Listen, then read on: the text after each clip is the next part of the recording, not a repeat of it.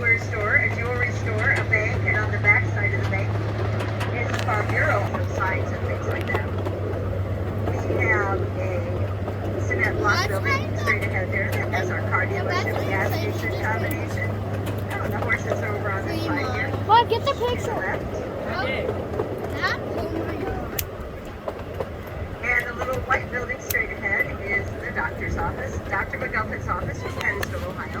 That is actually the horses' bedroom, I guess you might call it. That's where they put them in their stalls for the night. They each have their own special stall that they go into.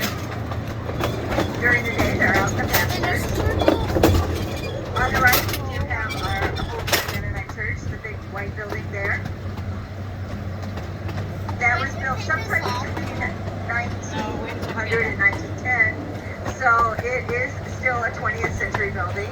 And then right after that, we moved even farther backwards in time, and the farm across the street is our Peter Snooki farm that she represented working farm of the 1870s.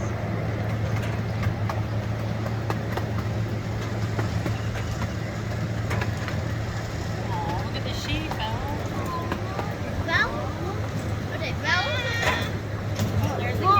The rock in the 1840s.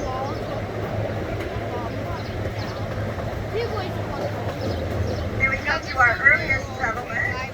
This is our recreation of the Malvern Hill settlement from 1834. Dad, how many minutes is Fremont? We're the only people riding this. I did this when we can talk when it's not quiet.